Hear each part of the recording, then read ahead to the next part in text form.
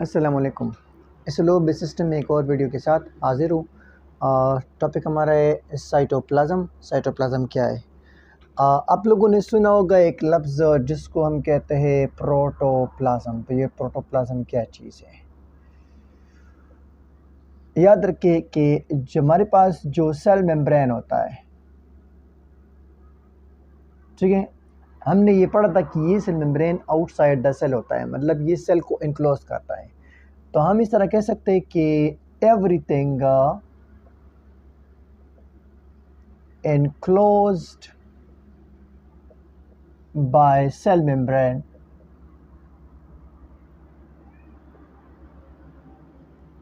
is called protoplasm। कि हर वो चीज़ जो सेल मेम्ब्रेन ने इनक्लोज की है उसको हम कहते हैं प्रोटोप्लाज्म। अब साइटोप्लाज्म क्या चीज़ है? हम इस तरह कह सकते हैं कि प्रोटोप्लाज्म माइनस न्यूक्लियस, यानी प्रोटोप्लाज्म से अगर हम न्यूक्लियस हटाए तो रिमेनिंग जो चीज़ रह जाती है उसको हम क्या कहते हैं? उसको हम कहते हैं साइटोप्लाज्म। इसको आप डिफाइन किस तरह करेंगे? इसको हम इस तरह डिफाइन करेंगे कि a semi viscous ground substance of all living cells, यानी जितने भी लिविंग सेल्स है इसके अंदर जो सेमी विस्कस ग्राउंड सब्सटेंस है उसको हम कहते हैं साइटोप्लाज्म। फॉर एग्जांपल ये हमारे पास एक सेल है, ठीक है, और ये इस सेल का न्यूक्लियस है, ठीक है, और इस न्यूक्लियस के अंदर ये क्रोमोसोम है। तो ये सेल मेम्ब्रेन और न्यूक्लियर मेम्ब्रेन, इसके बीच में से ये जो बाकी जगह रह जाती है, इसी जगह पे पानी होते हैं, अमीनो एसिड होते हैं, कार्बोहाइड्रेट होते हैं, विटामिन होते हैं, सेल ऑर्गेनेल्स पाए जाते हैं। तो इसी एरिया को हम कहते हैं साइटोप्लाज्म, ठीक है। अब साइटोप्लाज्म की लोकेशन को अगर हम देखें तो it is present between nuclear membrane and cell membrane. ये न्यूक्लियर मेम्ब्रेन और सेल मेम्ब्रेन के बीच है। यहाँ पे देखो, ये हमारे पास ये रेड कलर, ये न्यूक्लियर मेम्ब्रेन है, ठीक है, और ये हमारे पास सेल मेम्ब्रेन है। तो इसके बीच में से ये साइटोप्लाज्म मौजूद है। तो इसका लोकेशन क्या है? ये सेल मेम्ब्रेन और न्यूक्लियर मेम्ब्रेन के बीच वाली जगह में मौजूद है। अब इसके कैरेक्टरिस्टिक मेम्ब्रेन की खसूसियात क्या होंगी? जो है ये इसके दो बड़ी खसूसियात है। एक ये कि ये सेमी विस्कस है, यानी इसका गाढ़ापन जो है वो थोड़ा सा कम है, यानी हम इसको नीम चपचपा कह सकते हैं। और दूसरी जो प्रॉपर्टी है, कैरेक्टरिस्टिक है उसकी, ये सेमी ट्रांसपेरेंट भी है।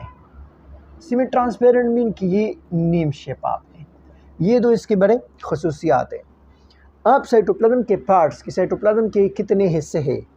साइटोप्लाज्म के दो पार्ट्स हैं। इसके दो पार्ट्स हैं।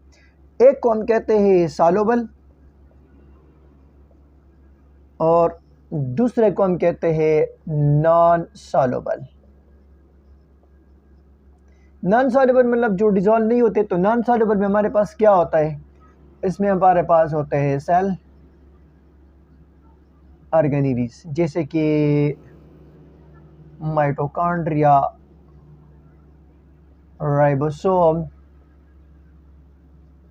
गोल्गी बॉडीज,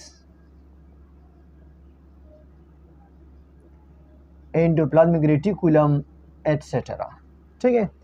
अब ये जो सॉल्युबल पार्ट है, इसी सॉल्युबल पार्ट को अगर हम देखें तो इस सॉल्युबल पार्ट को हम कहते हैं साइटोसोल, यानी soluble part of cytoplasm is called cytosol. इसी साइटोसोल में अगर हम देखें, इसमें 90% क्या है? इसमें 90% वाटर है। बाकी जो 10% है ये 10% क्या है, ये 10% है फंडामेंटल बायोलॉजिकल मालिक्यूल्स, यानी वो बायोलॉजिकल मालिक्यूल्स जिसकी सेल्स को नीड है, ये सारी चीज़ें यहाँ पे पाई जाती है। अब अगर हम इस साइटोसोल को देखें तो साइटोसोल में पानी भी है और फंडामेंटल बायोलॉजिकल मालिक्यूल भी है। तो ये पानी और ये जो फंडामेंटल बायोलॉजिकल मालिक्यूल है ये किस फॉर्म में होते हैं, ये होते हैं सॉल्यूशन फॉर्म में, यानी दे मेक अ सॉल्यूशन। अब अगर हम इस सॉल्यूशन को देखें तो ये सॉल्यूशन यहाँ पे दो किस्म का होता है। एक को हम कहते हैं ट्रू सॉल्यूशन, ठीक है, एक को हम क्या कहते हैं, ट्रू सॉल्यूशन। तो ट्रू सॉल्यूशन वो होगा जिसमें वाटर, और वाटर में क्या होगा, वाटर में अमीनो एसिड होंगे, ग्लूकोज होंगे, साल्ट्स होंगे, एटसेट्रा। यानी ये अमीनो एसिड, ग्लूकोज, साल्ट्स, इसको अगर हम देखें तो ये क्या है, ये हमारे पास है स्मॉल मालिक्यूल, या इसको हम माइक्रो मालिक्यूल भी कह सकते हैं। तो वाटर में जब स्मॉलर मालिक्यूल डिज़ॉल्व होते हैं इसको हम क्या कहेंगे, इसको हम कहेंगे ट्रू सॉल्यूशन। अच्छा, अब यहाँ पे दूसरा जो सॉल्यूशन है उसको हम कहते हैं कोलाइडल सॉल्यूशन। अब कोलाइडल सॉल्यूशन में क्या होगा, कोलाइडल सॉल्यूशन में वाटर में क्या होगा, वाटर में होंगे लार्ज मालिक्यूल, जो बड़े बड़े मालिक्यूल है वो वाटर में होंगे, जैसे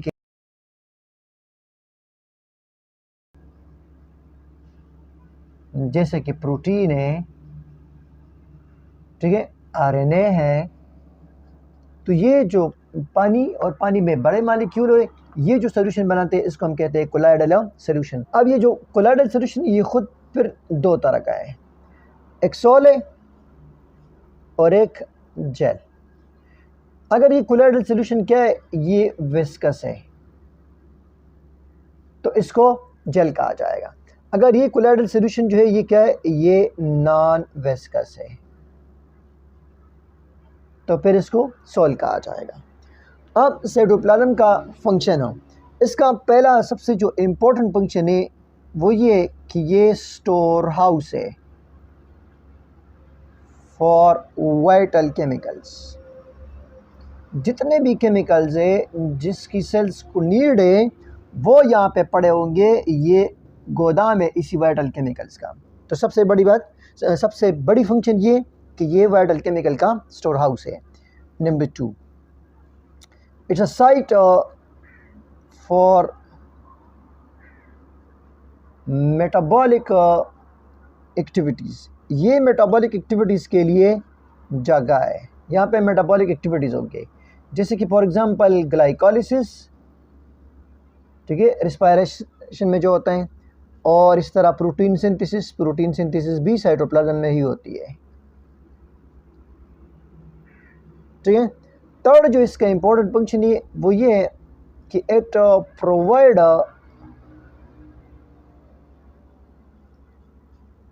space for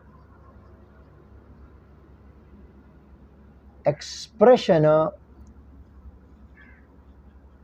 of cell organelles.